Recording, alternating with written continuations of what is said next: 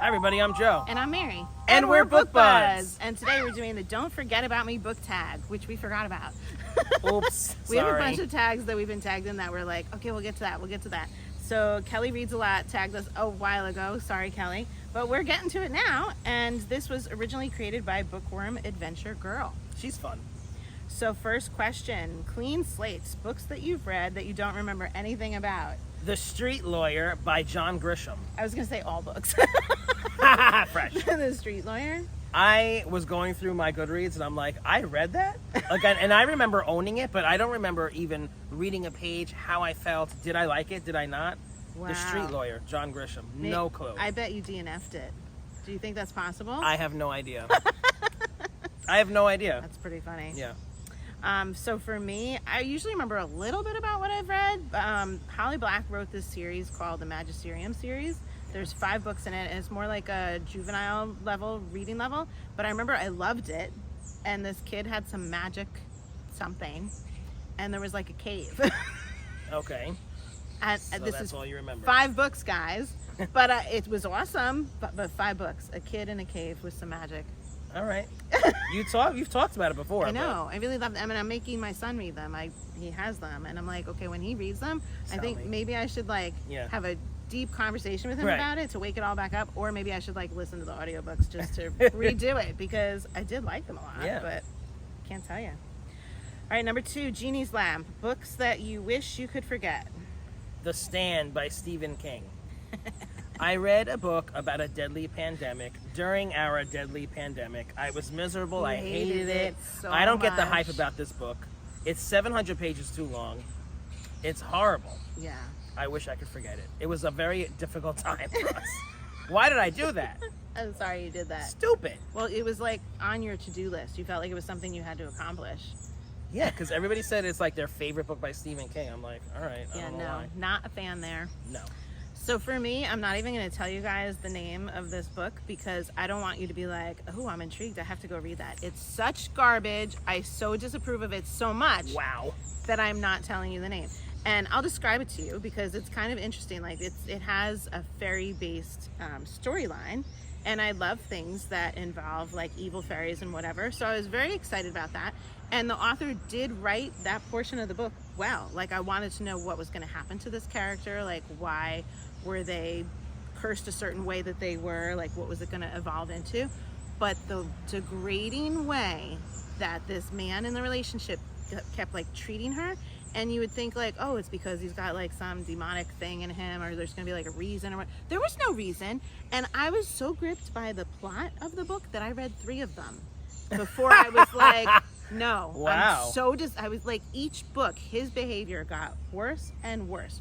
So degrading, so unacceptable. And I'm really thinking does this author have an issue unresolved with relationships and whatnot? Jesus. I was I didn't even log it in Goodreads because I didn't want people to see oh, it's Mary reading, maybe I'll check that out. You want to give no credit at all? No. You don't want anyone to even think of reading this book? I don't want people to even look at it. That is hysterical. Yeah, so there you go. Sorry. It's not even going to get your 1 rating. That's right. Number 3, Forgotten Gems, books you think need more love. The Art of Racing in the Rain by Garth Stein. I've talked about that before. I never hear anybody talk about this book on BookTube or anywhere. And I think it's a wonderful book. I feel it's old, so probably BookTube took off after it had its big moment. It's possible. I mean? I got to look it up. Yeah. But it's great. It's about a couple. Someone has cancer, but it's told through the dog's point of view. Mm-hmm. And it's so emotional, so touching and heartfelt. Mm-hmm. Check it out. I started reading that, and I was reading it in an ebook before I realized I could lock my Kindle in airplane mode, and it returned to the library on me. And so here I'm emotionally involved, right? And it was a hot book at the time, and I couldn't get it right back. And so I didn't finish it, and I was all upset. And then I went back to it, 2 years later to read it. And I was upset that I was rereading the upsetting parts. No. It's a tearjerker. Yes, it is. Yeah. Yes, it is.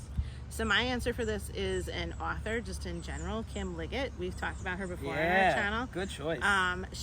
She's really great, and she wrote some horror romance kind of things, really unique. And you loved all but one of her books. I loved all of her books. She only wrote maybe like 7 or so books total. And they're great. I think people should consider, if you want to check out a new author. She doesn't come out with new stuff, which is unfortunate. I would love to see her write something else. And that's one of the books I like, The Unfortunates. That's right. Oh, that was a good one. That was a good one. Yeah. The first one we ever read by her was The Grace Year. And that's what made us say, hey, we got to go back and check out her other stuff. Yeah. She's good. She is good. Yeah. So consider taking a glance at her. Mm-hmm. Number 4, Forget-Me-Nots, books you will always remember. Oh, so have you ever read Go Ask Alice? No. By Anonymous? No. So it's like it's a book that like a whole generation of parents used to scare their kids so that they wouldn't use drugs. Oh God. Do you know those? No. It's like has the black cover, and at this point there's a whole series, Go Ask Alice, and it's like it's famous, and it's about this girl who falls into drugs. She's a teenager. And yeah, my mom was like, you have to read this book, because she wanted to scare me. And in researching this for this video, I came across that some people are like mad that it's like fiction, and they're saying that their whole teenage trauma of this book being scared straight was fake. I'm like, it's fiction, people, and it's not like we don't know people who this happened to. Of course. It happens everywhere. I've known a Right. million people Right. who have had drug issues. It's real. Wow. My parents did not make me read that. That's interesting. Go Ask Alice. Anybody else forced to read this as your educational lesson? Yeah. Yeah. So my answer for this is Harry Potter, because I've read them multiple times. I've read them aloud to my kids. I've watched the movies, of course. But I feel like I could just tell you every little thing you need to know about it. Like, it's in me, it's in my blood. It's like hardwired for me to like retain that story. Okay. Yeah, Beautiful books. absolutely. Love them so much. So now we just need to tag folks. Who are we tagging? We are going to tag Cliff's Dark Gems, Amy Harbord and Pages, and Obscure Book Adventures. Let us know what your answers were for some of these questions. Yes, and if you're enjoying Book Buds, give us a thumbs up. And share us with your friends. And subscribe to our channel. Book Buds! Aren't tags so much fun? All right, number 3, Forgotten Gems. Book you. Like, we should be like confused faces. Like, what? We should be. Like, Huh? Forget me not. Huh? Like, Huh? I'm super dumb. Huh? Aw. Aw. She can't look at me. Now we're like, ah. Who can look at that face directly? Huh? This face is good anyway.